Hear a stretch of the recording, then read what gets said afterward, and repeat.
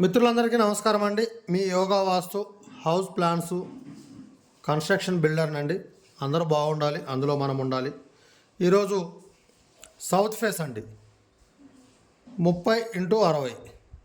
ఏం సార్ అన్ని 30-60 చేస్తున్నారా అని చెప్పని అంటారేమో. ఇవి యాక్చువల్గా వేరే వాళ్ళకు మేము ప్లాన్లు అనేవి ఇస్తున్నామండి. ఇచ్చినే యూట్యూబ్లో అప్లోడ్ చేయడం జరుగుతుంది. కాబట్టి మేము స్వయంగా ఏది చెయ్యమండి. ఎవరికైనా ప్లాన్ ఇచ్చింది అది తర్వాత యూట్యూబ్లో అప్లోడ్ చేస్తుంటాము. కాబట్టి మీకు ఎవరికైనా ఇట్లాంటి ప్లాట్ ఉంటే కట్టుకోండి, ఇబ్బంది ఏం లేదు. సేమ్ ఇట్లా కట్టుకోండి, 100% వాస్తు. మీకు ప్లాన్ ఎక్స్ప్లెయిన్ చేసే ముందు ఒక 2 మాటలు చెప్తానండి. అందరూ కూడా చాలామంది వాస్తు నమ్మరు, గుడ్డిగా అది ఒక మూఢనమ్మకం అని చెప్పని అనుకుంటారండి. కానీ వాస్తుని మీరు సరే ఈ పేరు మీద ఈ తూర్పు ఉండాలి అలా ఏముండదండి. అవి మూఢనమ్మకాలు అని చెప్పని నేను కూడా నమ్ముతానండి. ఎందుకంటే సపోజ్ నేనే ఉంటానండి, నాగేశ్వర్ రెడ్డి నా పేరు.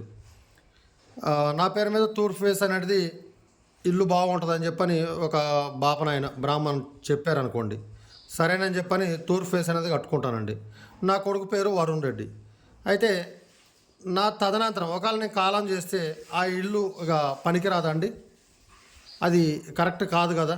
ఈ పేరు మీద ఇటు తూర్పు, ఇటు ఉత్తరము, దక్షిణము అట్లా ఏముండదండి. అందరికీ సమానత్వమే. గర్భగుడి అనేది ఒకటి గుడి ఉంటుంది, రెండవది మన ఇల్లు ఉంటుంది. అన్నిటికంటే ముందు ఫస్ట్ వచ్చేసి తల్లి కడుపు.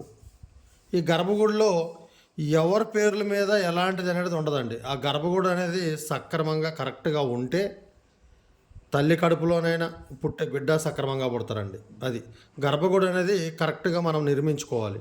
కాబట్టి ఇల్లు అనేది వాస్తు ప్రకారంగా తప్పులు చేయకుండా కరెక్ట్ నిర్మించుకుంటే కట్టుకోగలితే ఎవరి పేరు మీద ఏ ఫేస్ అయినా కూడా అందరికీ పనికి వస్తుందండి. అలాంటిది ఎవరైనా చెప్పినా కూడా నమ్మకండి, అవసరం లేదు.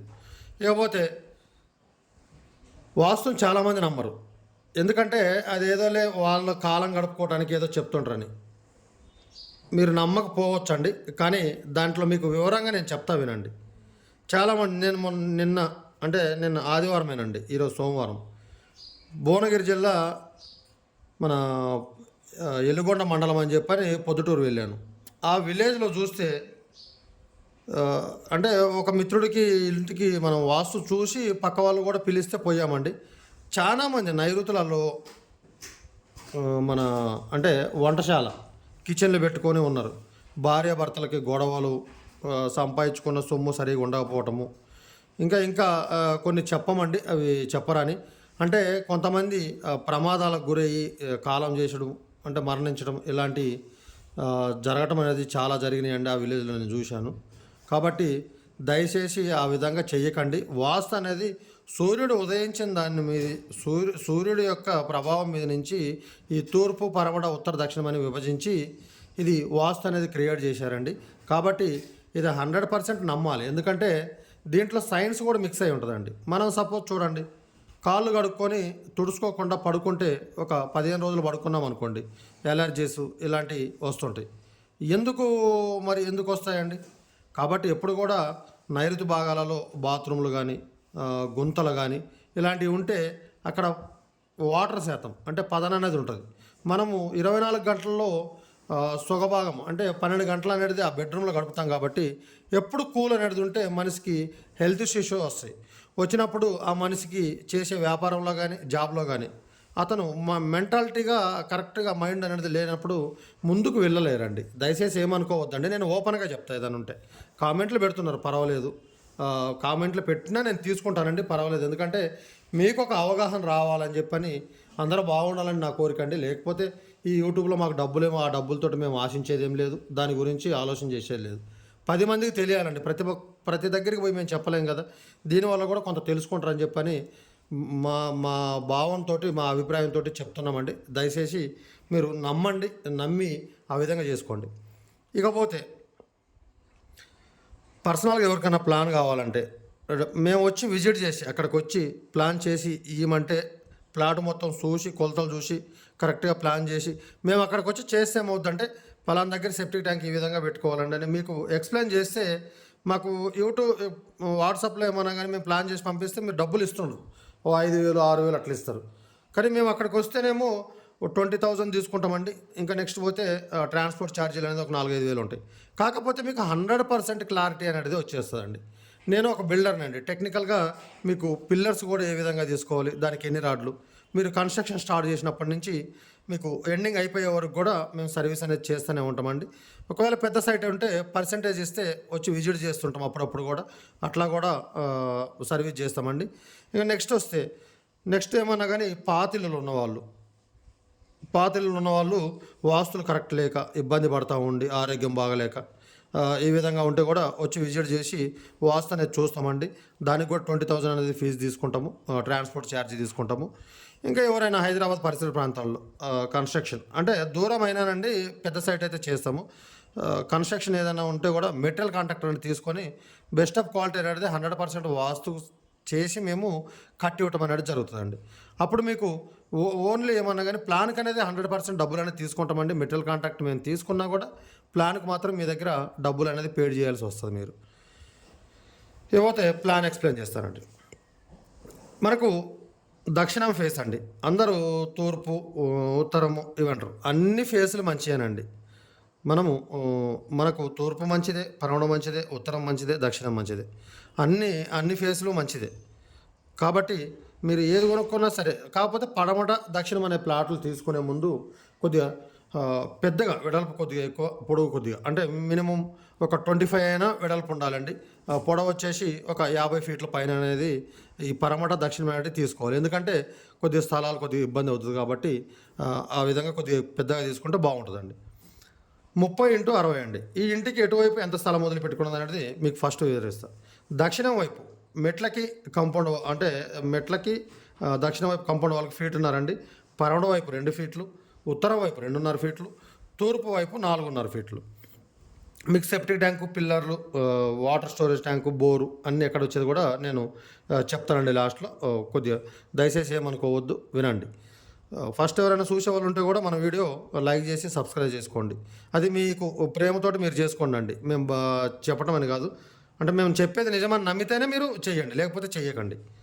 ఓకే, ఫస్ట్ వచ్చేసి మనకు ఈ దక్షిణం ఫేస్కి ఏదైతే ఉందో పార్కింగ్ అండి. పార్కింగ్ వచ్చేసి ఉత్తర దక్షిణం 16.5 ఫీట్లు, తూర్పు పడమరలో 10 ఫీట్ల పార్కింగ్ అనేది. నేను చెప్పే ప్రతి కొలత కూడా లోపలే అండి, గోడ బంధాలు తీసేసి. నెక్స్ట్ పోతే మెట్లు అండి. మెట్లు వచ్చేసి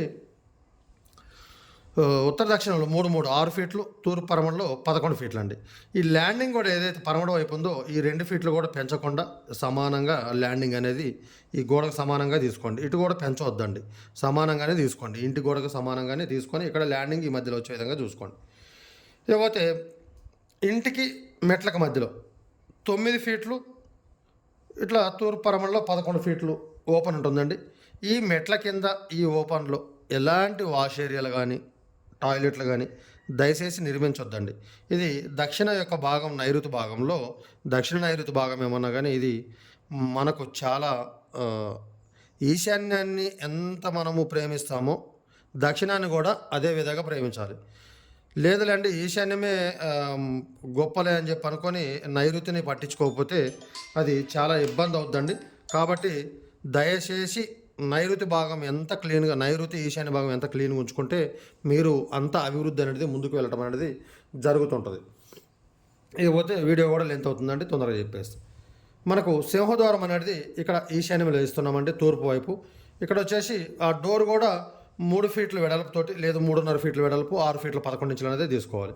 సిట్అవుట్ వచ్చేసి తూర్పు పడమరలో 11 ఫీట్లు, ఉత్తర దక్షిణంలో 10 ఫీట్లు ఉంటుందండి. ఇక్కడ అదే waiting room, drawing room, sit-out ఈ విధంగా అండి. ఇక్కడ నుంచి ఈ సిట్అవుట్లో నుంచి ఈ వెయిటింగ్ రూమ్లో నుంచి హాల్లోకి ఒక డోర్ అనేది తీసుకోవాలండి.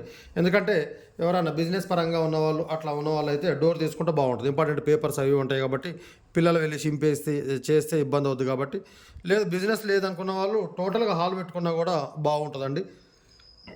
ఇక్కడ రెండవ ద్వారం కూడా మనకు ఇటు ఉత్తరం వైపు ఇటు దక్షిణం వైపు రెండు వైపులు కూడా మనము ద్వారాలు అనేది ఇయ్యలేదండి. ఎందుకు ఇయ్యలేదని చెప్పంటే స్థలం అనేది దానికి తగ్గట్టు డిఫెండ్, అంటే దానికి తగ్గట్టు స్థలం ఏ వైపు అయితే ఎక్కువ ఉంటుందో ఆ వైపు అనేది మనము ద్వారాలు అనేది తీసుకోవాలి.